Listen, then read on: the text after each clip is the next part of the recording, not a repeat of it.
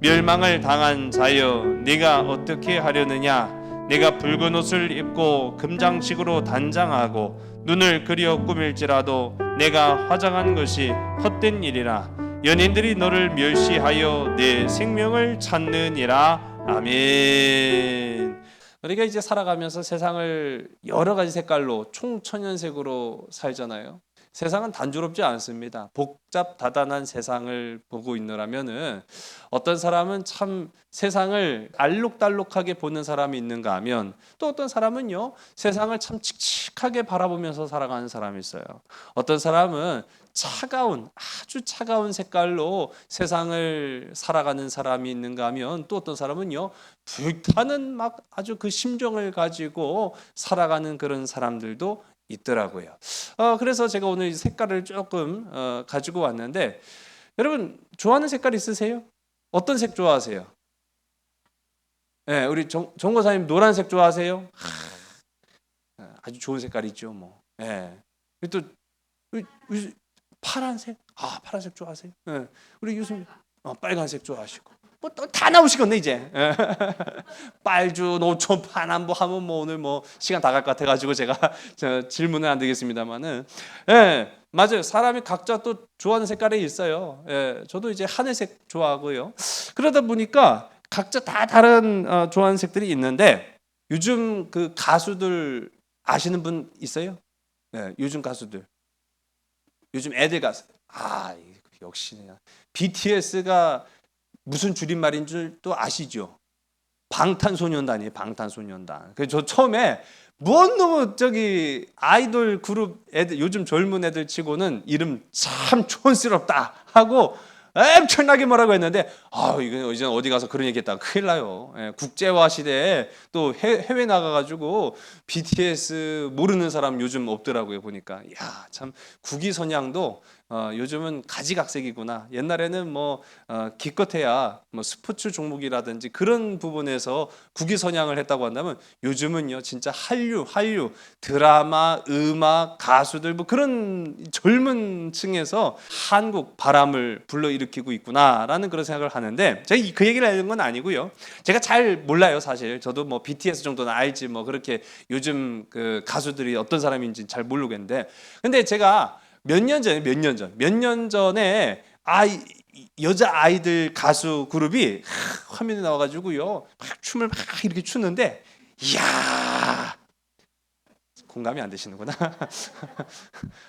눈을 그냥 막 쏙 빼놓더라고. 그래갖고 이야 쟤들 참 춤 잘 춘다 그래가지고 제가 딱 봤는데 가사가요 또 귀에 쏙쏙 박혀요. 제목이요 놀라지도 제가 요즘 논란의 이야기를 계속해가지고 제가 주일날에도 죽어야 사는 여자 그거 제가 중학교 때 봤다고 했더니 저희 집 사람이 도대체 이상한 영화를 봐갖고 목사가 무슨 말이야 이상한 사람인 줄 안다. 아니 전혀 아니라고 제가 말씀을 드렸는데 예. 그 노래 제목이요 빨간 맛. 이야 선정적이죠. 아니에요? 그 가수들이 이 가수들이에요. 이 가수들이 빨간 맛이라는 노래를 부르는데 늘 잘 모르시죠? 빨간 맛 궁금해 허니 잘 모르시는구나 또. 그런 노래가 있어요. 저 반주가 없어서 못 불러요.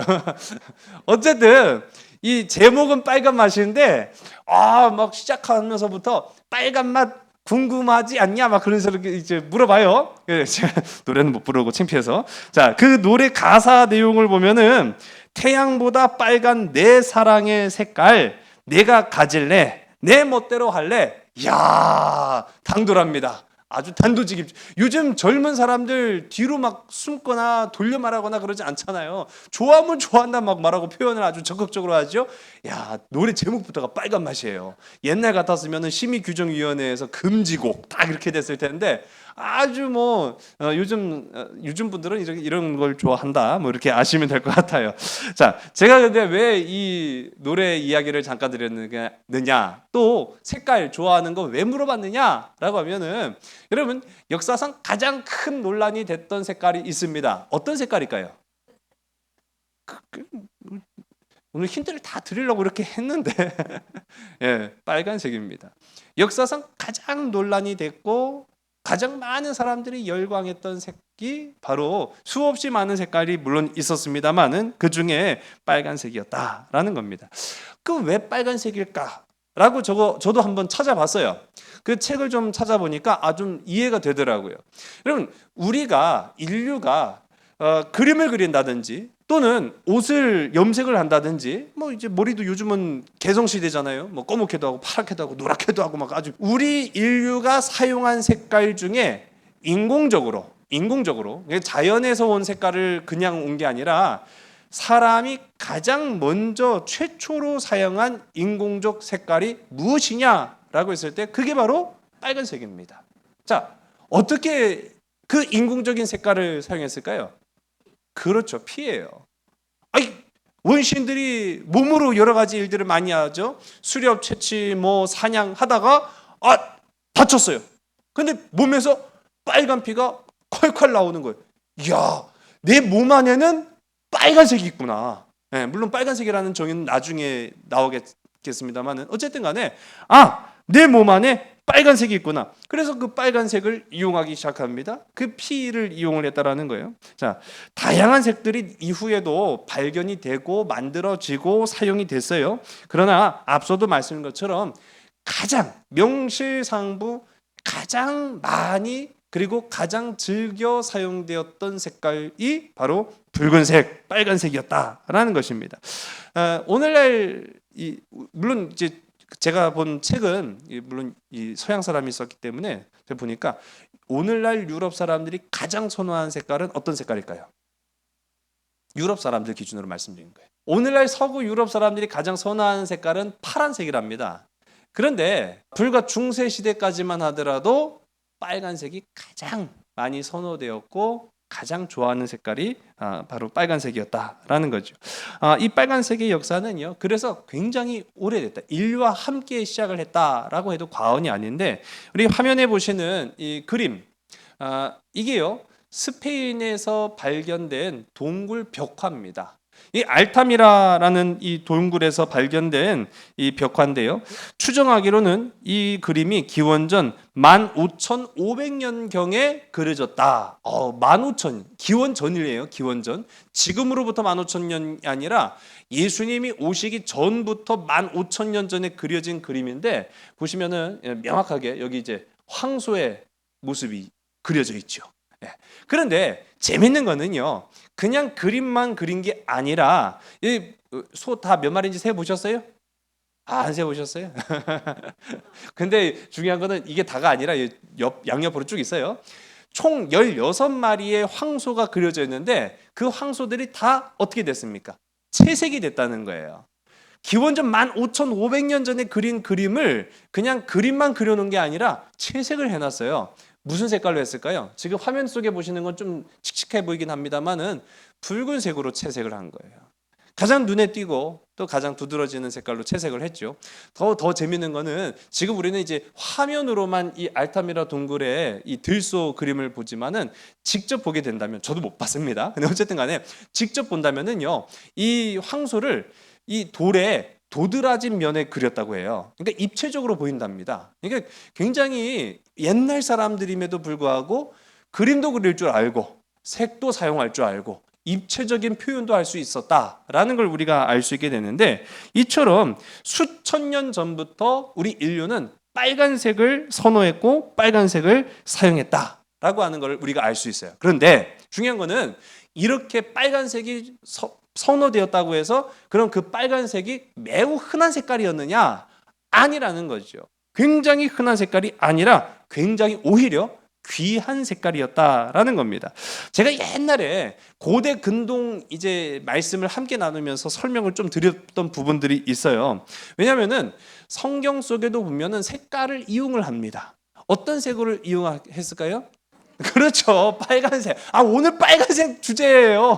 오늘 우리가 함께 읽은 이 본문 예레미야 4장 30절에도 보면은 붉은 천이라고 나오고 있습니다. 근데 이게 붉은색 천이라는 것은 이 붉은색 염료로 색을 입혔다라는 걸 말하는 거예요. 근데 그 물들이는 과정 속에 오늘 성경만 보더라도 붉은색으로 염색했구나라는 걸 알 수 있어요. 또 우리 나중에 이제 창세기 말씀 보다 보면은 여러분 요셉이 사랑을 받았을까요? 안 받았을까요? 아버지의 사랑을 요셉이가 겁나게 받았다고 말씀드려요. 그 겁나게 사랑받은 이유가 딱 하나로 나타납니다. 옷이 달랐어요. 옷이. 와, 진짜 더럽고 치사해서, 그쵸? 예. 같은 형제들 중에 그냥 사랑을 독차지하고 있으면은 다른 형제들이 얼마나 샘내겠어요. 아니, 그럴 거 아니에요. 그런데 유독 그 많은 형제들 중에 하여튼 야곱이 좀 그런 부분에서는 아니 뭐 어떻게 말할 수가 없어요. 사실 저도. 그래 이 야곱이 요셉이를 겁나게 사랑해갖고 이 채색 옷, 색동옷을 입혔다. 성경이 나오고 있어요. 그 색깔 또한 그렇죠. 붉은색이다. 붉은색입니다. 사실 이제 성경은요, 색깔에 굉장히 인색한 편이었어요. 이 성경이 번역되는 과정에서 히브리어, 헬라어, 뭐 아람어, 그러다가 이제 라틴어 그러는 과정 속에서 원래 처음부터 색깔이 언급된 게 별로 없어요. 나중에 조금씩 그 연구를 통해서 이게 어떤 색깔이다. 이게 어떤 색깔이다. 그렇게 이제 넣긴 했습니다. 근데 이제 색동옷, 요셉이가 입었던 그 색동옷도 붉은, 우리 유순덕 집사님 오늘 테마에 맞게끔 잘 입고 오셨네요. 지금 보니까. 옆에 서 계시면 될 것 같은데. 계속. 힘들까봐 제가 그냥 앉아 계세요. 예. 지금 보니까 아주 눈에 딱 띄네. 예, 감사합니다. 요셉이가 사랑한 옷이에요. 예.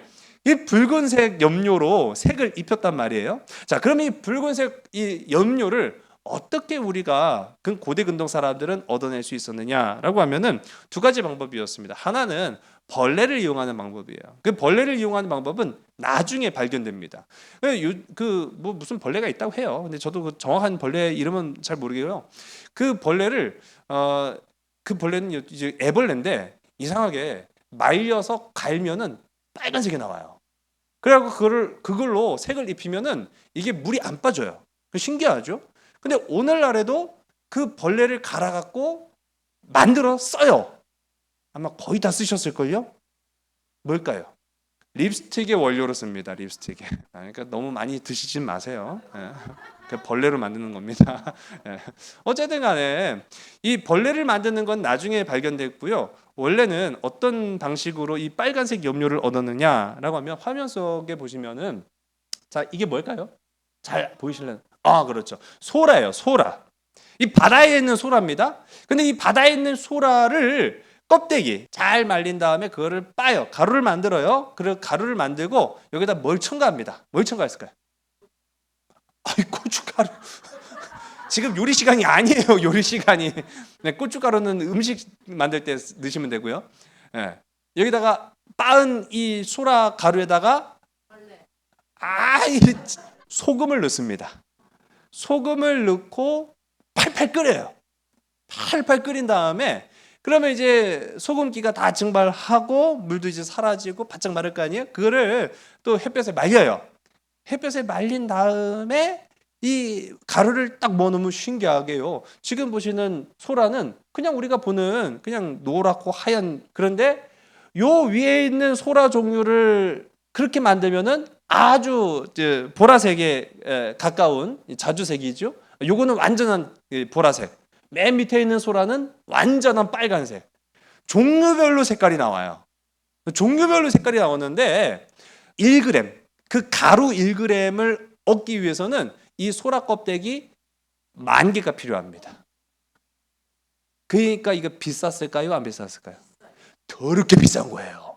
이제 아시겠죠? 요셉이가 얼마나 사랑을 받았는지, 그 옷이 얼마나 비싼 거였는지. 소라 10,000개를 빻아야 그 염료, 그 가루 1g을 얻을 수 있는 거예요. 1g. 대단한 거예요. 근데 이게 색깔이 이게 굉장히 선명해요. 굉장히 선명하고 물 빠짐이 없어요. 그렇잖아요. 제가요 옛날에 저희 누님이 그런 얘기하면 안 되는데 나중에 편집해야지. 저희 누님이 대학교 올라갔다고 이제 대학생활 잘하라고 바지를 2벌을 선물해 주셨어요.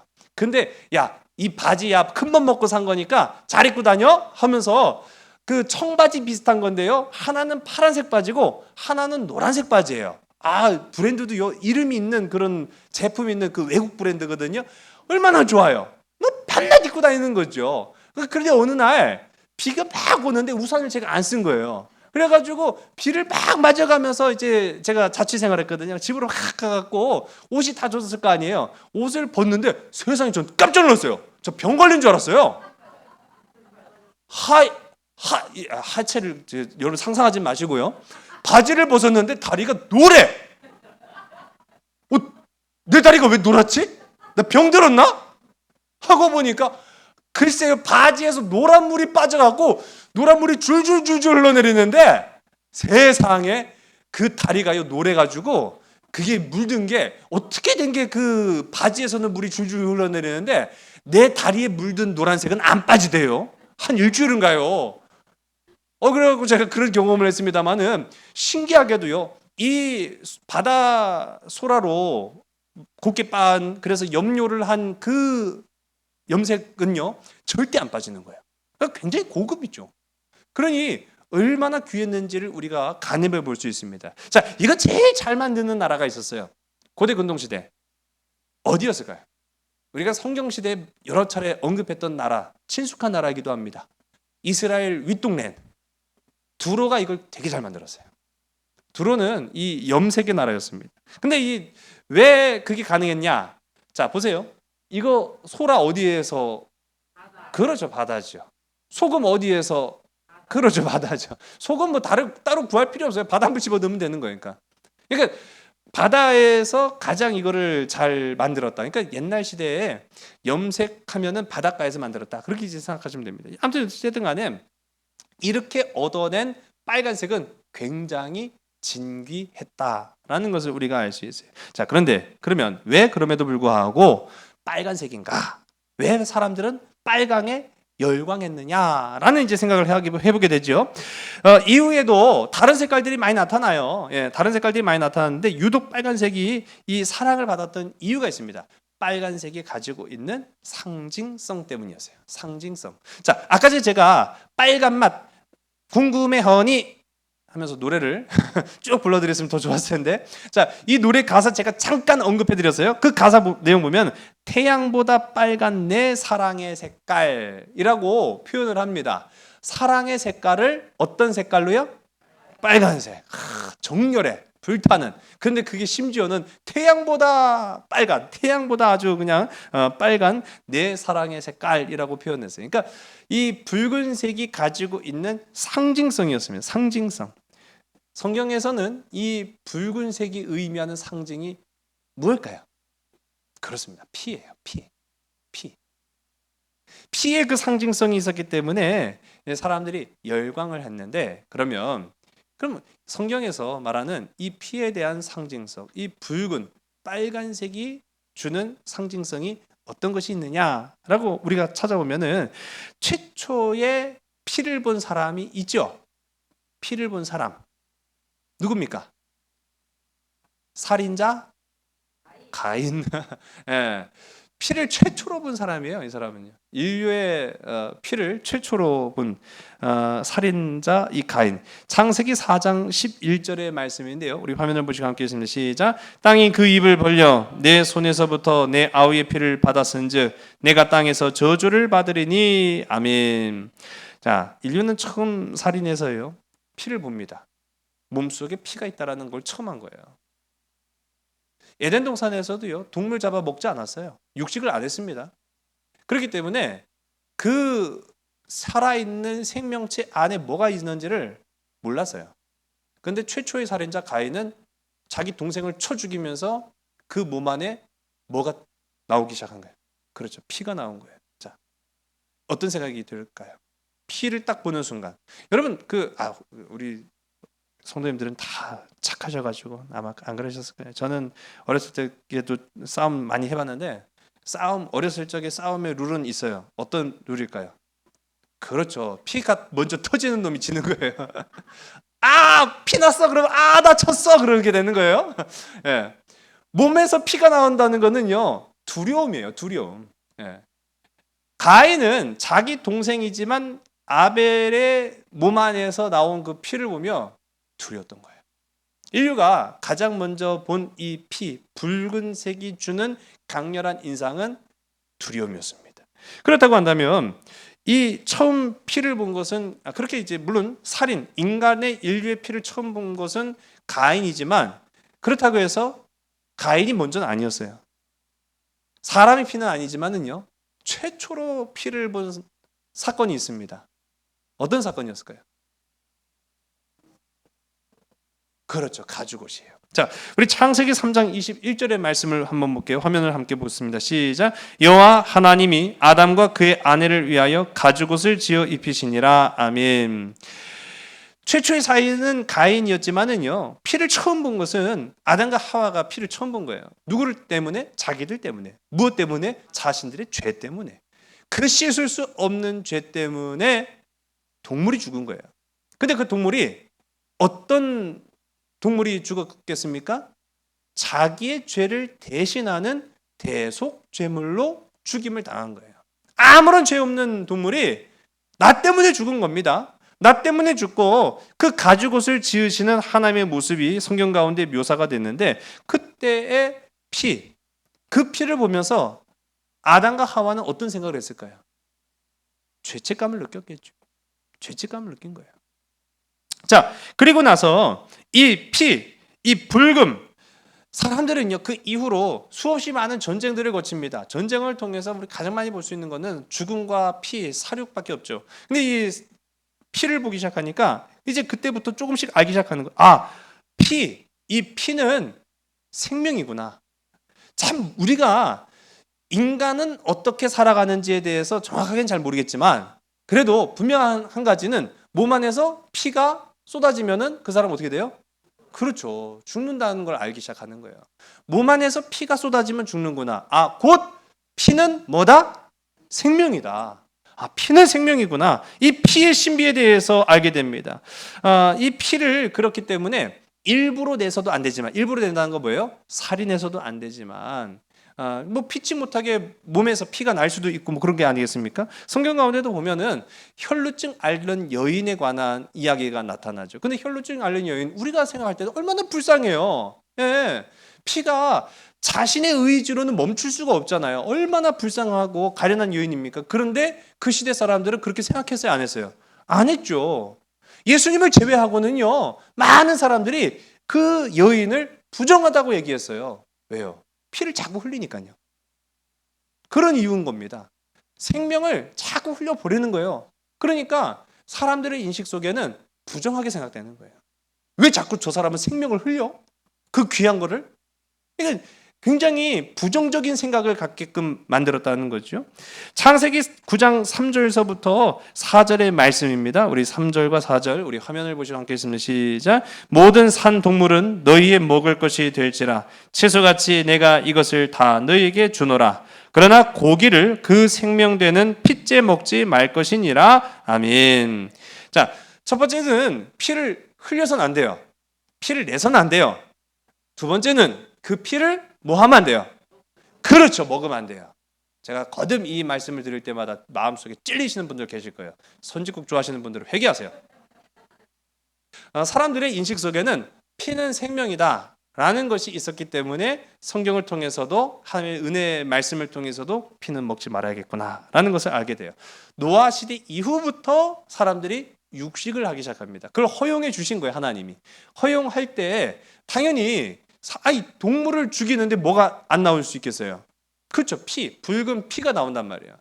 그러나 아무리 육식을 할지라도 그 붉은 피는 너희들이 먹지 말아라 라고 이제 말씀하신 거예요. 여기서 말하는 이 피는 그냥 이 선지국처럼 끓인 피가 아니에요. 그 피 그대로를 먹지 말라는 걸 의미하는 겁니다. 자, 우리 이런 식으로 생명이니까 피를 먹어서는 안 되고 또 그 시대 사람들이 아무리 무식하고 모른다 할지라도 피 안에는 그 붉음 안에는 생명의 신비가 있다고 생각은 했다라는 거예요. 자, 그러면 우리가 성경 속에 발견할 수 있는 이 피는 여러 의미가 있구나라는 걸 우리가 발견해 봤는데 아주 결정적인 부분이 하나 있어요. 아주 결정적인 구원의 피가 있다라는 걸 우리 발견하게 되는 거예요. 구원의 피.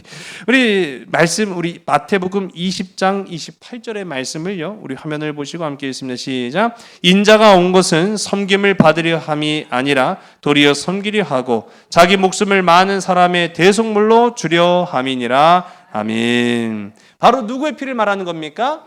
예수 그리스도의 보혈의 피라는 거예요. 예수 그리스도의 보혈의 피. 자, 구약에도 이와 동일한 내용의 의미를 가지고 있는 피가 상징적으로 나타나요. 이스라엘 백성들이 430년 동안 애굽에서 종살이를 하고 있다가 모세를 통해서 출애굽하는 그 과정 속에 하나님께서 강팍한 그 바로의 마음을 열게 하시려고 10가지 재앙이 내려갑니다. 근데 그 10가지 재앙 중에 마지막 재앙을 피할 수 있는 유일한 방법은 집 문설주에다가 무엇을 바르는 거예요? 피입니다. 맞아요. 근데 그 피는 옆집 양을 잡은 피죠. 아닌가? 내장 잡기엔 좀 아깝잖아요. 그렇지 않아요? 내가 기르던 양을 잡아서 그건 너무 아까운데? 맞아요, 틀려요? 내 양을 잡는 겁니다. 여기에서 기본 원칙은요. 내 양을 잡아서 그 어린 양의 피로 문설주에다가 바르는 거예요. 이 집은 피가 발려진 집이다. 그러므로 피의 구원은 피의 대속을 받은 집이다라는 것을 상징합니다. 똑같은 사건이 방금 우리가 함께 읽은 이 마태복음 20장 28절에 나타난 그 사건으로 구약의 말씀이 그대로 신약에서 예수님의 몸을 통해 성취가 됩니다. 그것도 여러분 십자가의 사건은 6월절 기간 동안 일어난 거예요. 똑같은 거예요. 똑같은.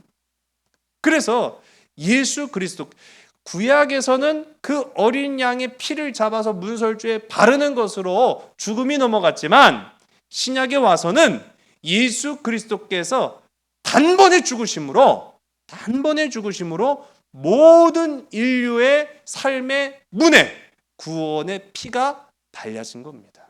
구원을 받은 거예요. 이 붉은 피라는 것은 구원을 받았다라는 것을 의미하는 것이죠. 중세시대로 우리가 좀 넘어오게 되면은 이 중세시대에 와서도요 사람들의 생각이 크게 달라지지는 않습니다. 이제 로마 제국 시대를 지나서 이제 중세시대로 접어들었습니다만은 아직 많은 발전들이 이루어지지는 않아요. 근데 그 중에 유독 발달되기 시작한 것이 있어요. 무엇이 발달되기 시작합니까? 과학 문명이 발달되고 그 과학 문명과 함께 발맞춰서 의학 기술이 발전하기 시작하는 거예요. 왜요? 겁나게 많이 싸웠으니까요. 여러분 우리 보세요. 우리 지난 시간만 하더라도 십자군 전쟁에 대해서 수차례 이야기했죠. 십자군 전쟁은 1차부터 8차까지 통틀어서 몇 년? 근 200년 가까이. 200년 가까이 전쟁을 치르는데 얼마나 많은 사람들이 희생이 됐겠습니까? 또 이뿐만 십자군 전쟁뿐만 아니라 이 유럽 시대에 보면은 굵직굵직한 전쟁의 역사들이 있어요. 장미 전쟁, 30년 전쟁, 심지어는 100년 전쟁. 영국과 프랑스가 100년 동안 싸워요. 그 어마어마한 희생이 뒤따르는 거예요. 전쟁터만 나가면 수없이 많은 사람들이 죽어나갔는데 할 수만 있으면 그냥 웬만큼 스치거나 그냥 다친 정도로 머무는 사람들은 살려야 되잖아요. 그런데 의학이 발달하지 않다 보니까 살짝 스친 것만으로도 감염되고 썩어 들어가고 그리고 죽는 거예요.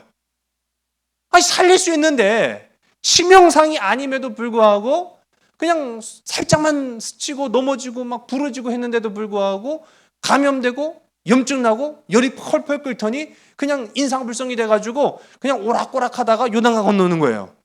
그러니까 이걸 어떻게 하면 되겠느냐라고 하다가 이제 의학이 조금씩 발달하기 시작하는 거예요. 여러분 그래서 우리 한의학이죠. 우리 동양의학을 이제 한의학이라고 부르는데 한의학은 몸을 가르고 이 안에 있는 내장 기관을 만지고 그렇게 하는 게 한의학 맞죠? 전문적이시네요. 다 잘하시는 봐요. 한의학은 겉을 다루는 의학이 아니에요. 근데 우리 겉을 다루는 외상.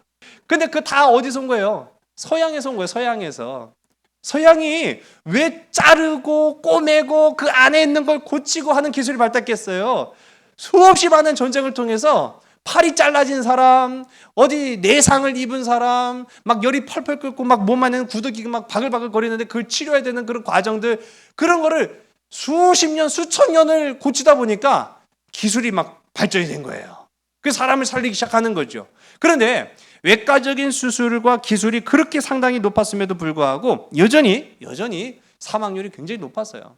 그래서 서양 이 중세 시대만 하더라도 서양 사람들이 의사가 이거 수술해야 됩니다 라고 하면 그 말은 곧 너무 아시네. 근데 맞는 말이에요. 수술 받으셔야 됩니다 그러면 죽을 수 있습니다 그 얘기인 거예요. 그러면 이제 가족들이 막 놀라는 거죠. 수술 받는다는 말은 죽을 가능성이 굉장히 높다는 거거든요. 그러니까 살릴 수도 있겠지만 죽을 확률도 높습니다. 그렇게 이제 얘기가 되는 거예요. 이 문제를 해결할 방법이 없어서요. 그러다가 나중에 이제 안 거예요. 여러분, 수술을 하면은 몸을 일단 자르잖아요. 몸을 자르면 뭐 제일 필요한 게 뭘까요? 그렇죠, 피예요. 왜? 몸을 자르면 우리 인간은 마치 물주머니가 돼갖고 피가 막 흘러나오잖아요. 뭐 주워 담아요? 그 주워 담을 방법도 없어요. 그러니까 수술은 성공적으로 잘 마쳤는데 피가 없어서 죽는 거야. 너무 안타깝잖아요. 이 문제를 어떻게 해결할까라고 하다가 피는 생명과 직결돼 있지. 그러면 피를 흘리면 죽는다라는 말은 반대로 피를 넣어주면 살겠네? 단순한 생각이지만은요, 그걸 해낸 거예요. 자, 그런데 될까요, 안 될까요? 왜 안 될까요? 혈액형, 옛날 사람이 혈액형을 알아요? 아니에요. 아주 단순한 생각이에요. 피가 없어요. 피가 없으면 죽어요. 그럼 반대로 수술할 때 피를 넣어주면 돼요. 그럼 넣어주면 살겠죠. 근데 그럴 수가 없어요. 막 쏟아 붓기라도 하면 되죠. 자, 왜 못했을까요? 왜 피를 못 넣었을까요?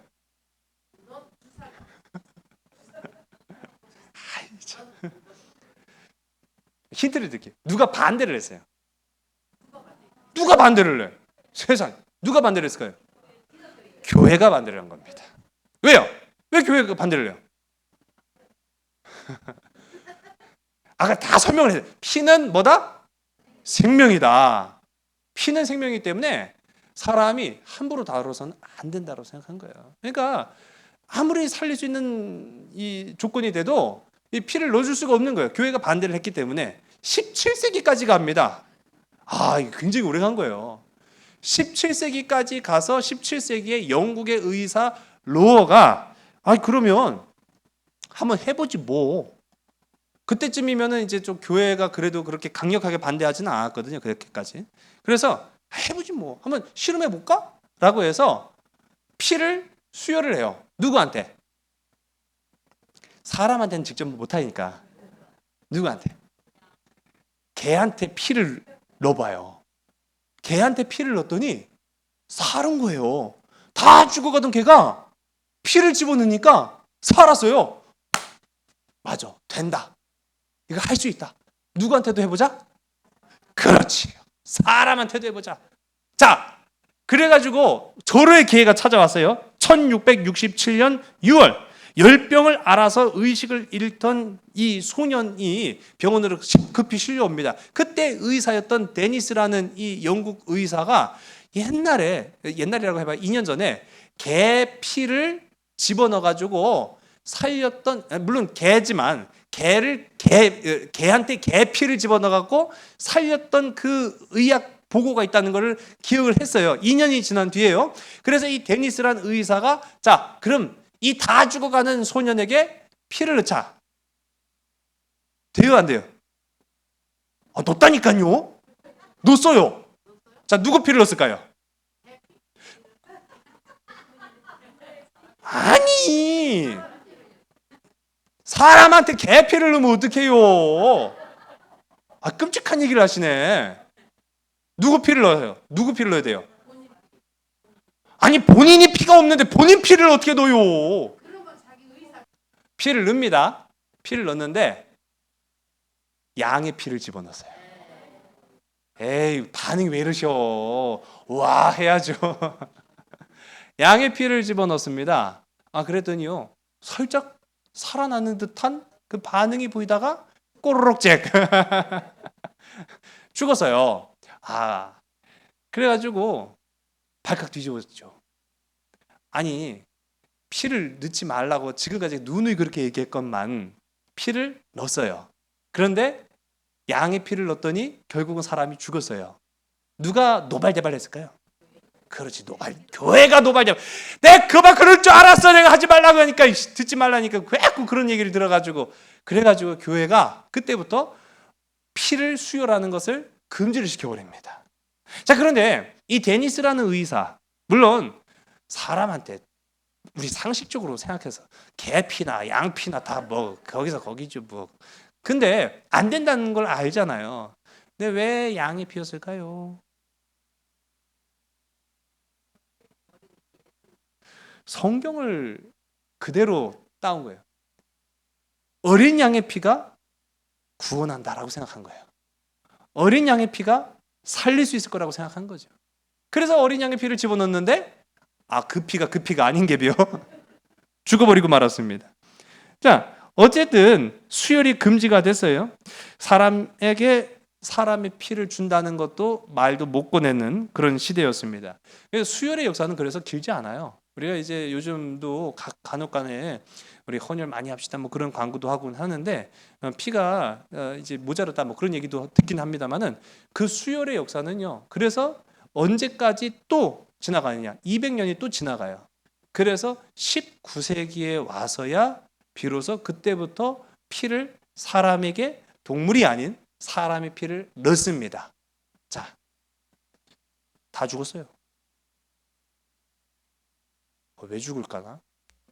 그렇죠. 혈액형이 있다는 걸 몰랐던 거예요. 아까 제가 말씀드렸죠. 옛날 사람들이 혈액형 어떻게 알았대요? 몰랐어요. 모르니까 사람의 피라도 한번 넣어보자 했는데 생존율이 30%. 그래도 그 정도는 괜찮은 편이에요. 그런데 30%. 되긴 되는데 이게 완전히 되는 게 아니란 말이에요. 왜 되긴 되는데 완전히 안 될까라고 생각하다가 수혈 받아야 될 사람하고 피를 줘야 될 사람의 피를 섞어봤더니 뭉치기 시작하는 거예요. 응고 현상이 생긴 거죠. 이러면 안 되겠구나. 그런데 다른 사람 피를 또 섞어보니까 안 뭉쳐요. 이 피는 줘도 되겠다. 그때부터 A형, B형, C형이었습니다. 그때는 A형, B형, C형으로 나눠요. 그게 이제 나중에 O형이 된 거예요. A형, B형, C형으로 구분이 된 거죠. 그전에는요, 어떤 식으로 사람한테 수혈을 했냐면은 아까 우리 다 얘기하신 거예요. 이 사람이 피가 모자라요. 수술을 했는데 피가 없어요. 그러면 의사 피 조금, 간호사 피 조금, 그 병원에 일하는 직원 피 조금, 피를 다 섞어갖고 한꺼번에 넣어줬어. 그냥 죽네. 이상하지 왜 자꾸 죽지? 난 줬는데. 그렇게 된 거예요. 그러다가 이제 조금씩 이제 발전을 해 나가기 시작했다는 겁니다. 피가 여전히 사람들에게는요 신비한 것이었어요. 피는 아주 신비했어요. 피가 흘려지면 죽고 피가 들어가면 살았어요. 맞지 않는 피도 죽지만 맞는 피이기만 하면은 무조건 살았어요. 참 피는 신비하구나. 20세기에 와서도 여전히 피는 신비의 영역이라는 거죠. 자, 그렇다고 한다면 우리가 이 중세 시대를 거쳐 오면서 이 붉은색이 상징하는 것, 이 붉은색은요 두렵기도 하지만 또 거룩하기도 했어요. 불경하기도 하지만 또 아름답기도 했다. 이 붉은색이 가지고 있는 아주 극과 극의 상반된 색깔들이 있었습니다. 특히 중세시대 때는 어떻게 사용됐느냐. 자, 우리 지난 시간에 보여드렸던 이노센트, 우리 십자군 전쟁을 또 다시 한번 일으켰던 교황이죠. 이 교황의 옷을 가만히 보세요. 이 교황의 옷을 보면은 이 옷이 이게 다 무슨 색깔일까요? 붉은 색깔입니다. 자, 우리 황제죠. 동로마 제국의 알렉시오스 4세 황제의 모습인데 갑옷을 입은 모습이에요. 근데 그 갑옷을 입은 모습 중에도 이 빨간색 보석이 박혀져 있어요. 그러니까 붉은색이라고 하는 것은요 권력을 상징하는 색깔이었어요. 그래서 가장 좋아하는 사람이 누구였을까요? 지금 다 보여드렸는데 왕과 교황. 왕과 교황이 즐겨 사용하는 색깔로 이 붉은색을 사용합니다. 요즘도 우리가 보세요. 도로 교통 표지판 같은 데 보면은 멈추세요 라고 할 때 그 바탕색이 어떤 색깔이에요? 그렇죠. 금지의 색깔이에요. 붉은색은요, 권위와 금지를 나타내는 상징 색깔입니다. 이건 아주 오랜 옛날부터 그렇게 사람들이 사용해 왔어요. 왜? 붉은색은 생명이니까. 붉은색은 구원이니까. 붉은색은 능력이 있으니까. 그렇게 사용을 했단 말이에요. 그러다가 차츰 이 붉은색이 아주 다양한 많은 사람들이 즐겨 사용을 시작합니다. 권력을 조금이라도 가지고만 있으면은 붉은색을 다 사용하기 시작하는 거예요. 권력을 그렇게 남발하기 시작하니까 많은 부패와 문제가 중세 시대에 만연할 수밖에 없었다라는 것입니다.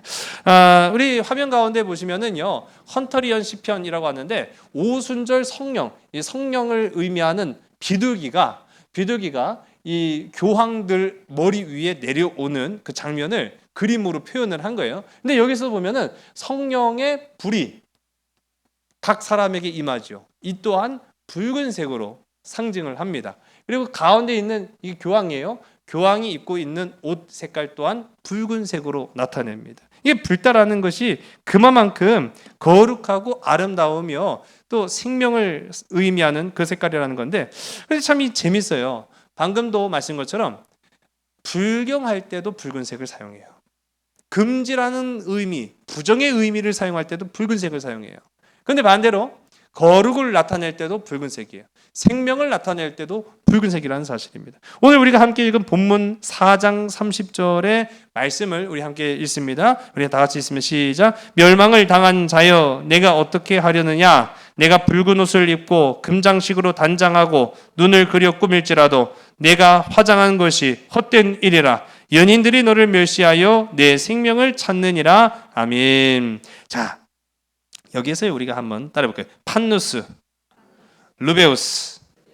자, 이 라틴어의 의미는 붉은 천이라는 뜻이에요. 붉은 천, 붉은색 천, 붉은색으로 염색한 천을 이 판누스, 루베우스. 루베우스라는 말이 나중에 우리가 아는 영어 레드가 된 겁니다. 루베우스에서 레드가 나온 거예요. 자, 이 예레미야의 배경은요, 유다, 북이스라엘과 남유다로 분리가 됐어요. 그런데 하나님의 말씀 앞에 돌아오질 않는 거예요. 한마디로 말하면 하나님의 말씀에 불순종한 거예요. 결국은 저 북이스라엘은 아수르란 나라에 의해서 완전히 공중분해가 됩니다. 멸망하고 말았어요. 이제 남겨진 것은 자, 남유다밖에 없었어요. 남유다만이 남습니다. 근데 이 남유다도 멸망하기 일보 직전에 어두운 상황 가운데 있었어요. 누가 이 남유다를 호시탐탐 노리고 있었습니까? 바벨론이 노리고 있었어요. 그런데 성경을 보게 되면은 이 모든 것은 하나님의 책망으로 이루어졌다라고 말하고 있어요. 돌아오라고 했는데 어서 돌아오, 어서 돌아마노. 근데 안 오는 거예요.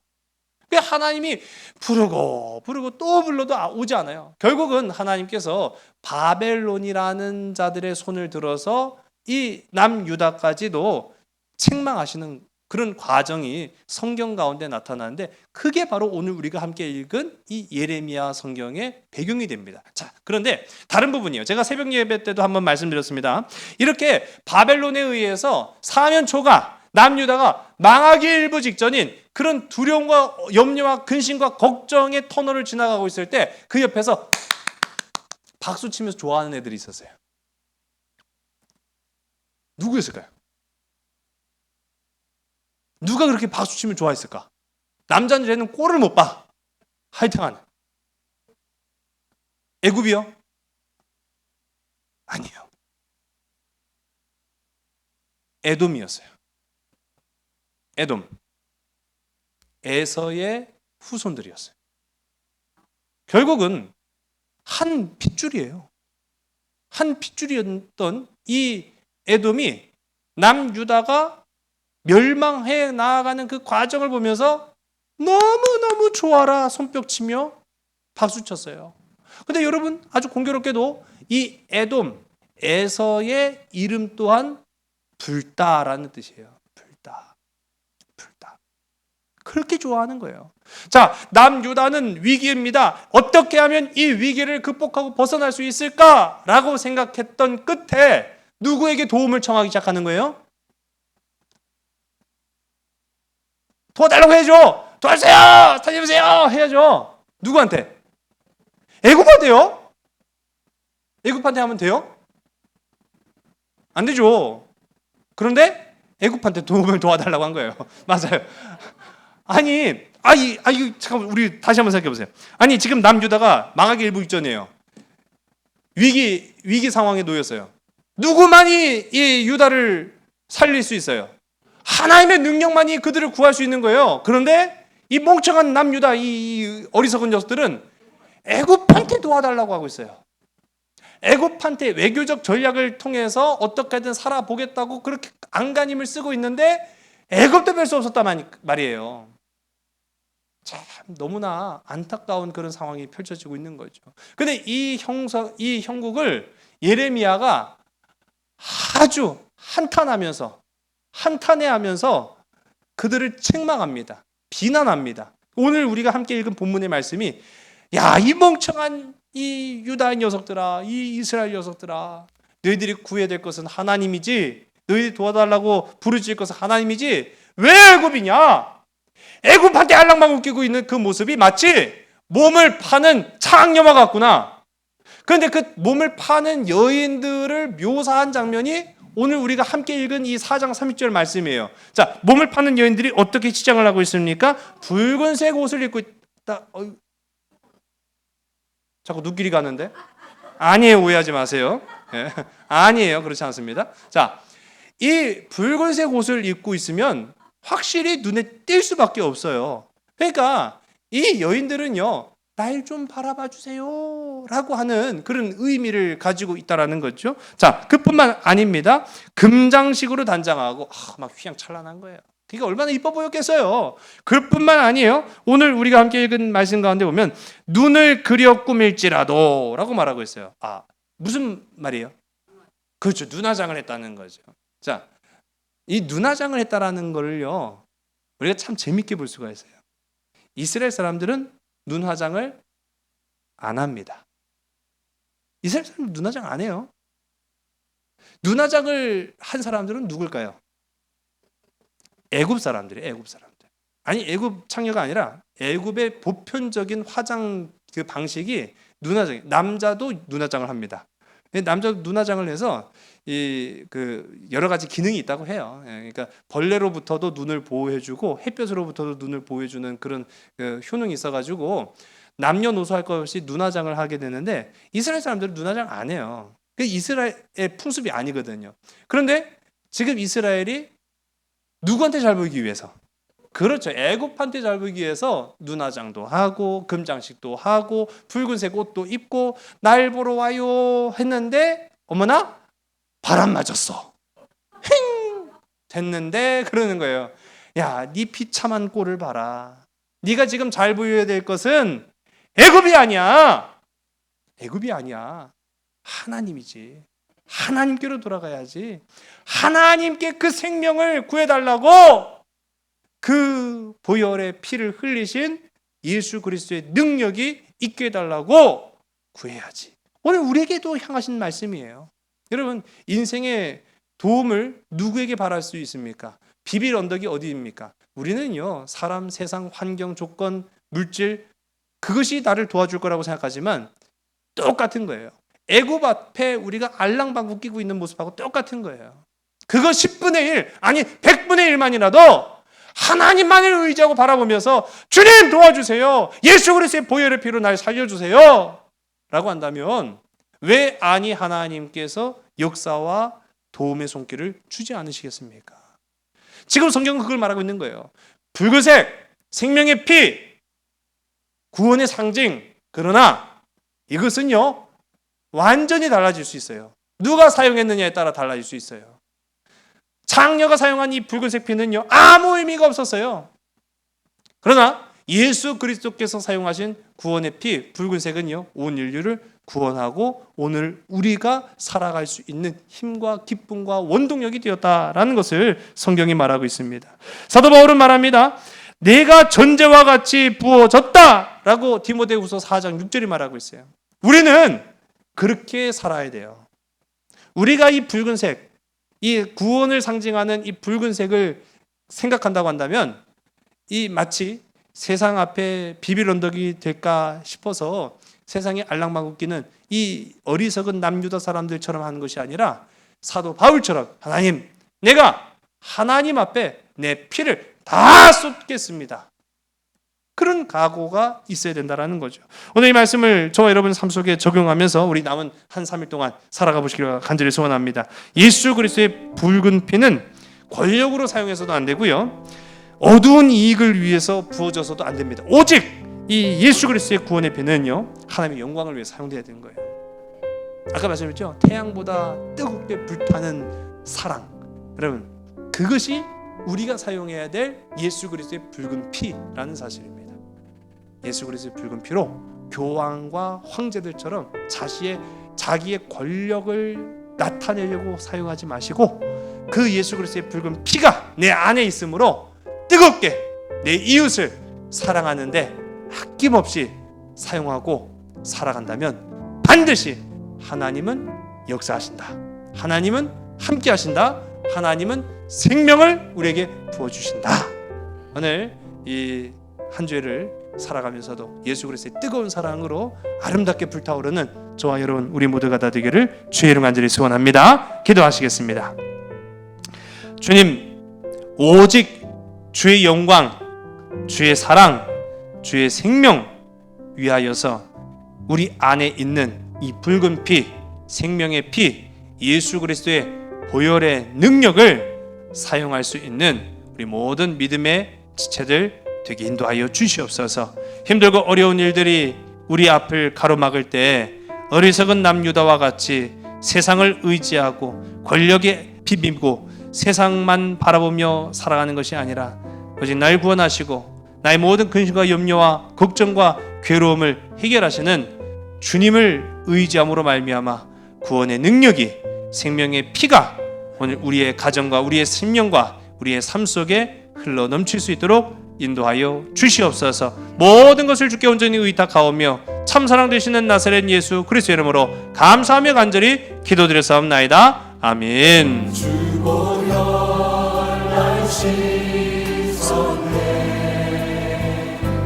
내게 생명을 주셨네.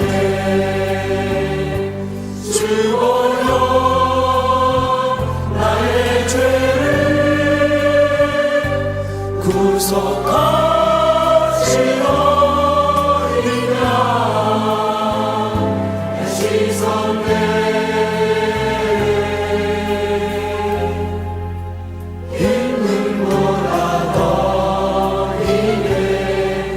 시선내 예수님 귀하신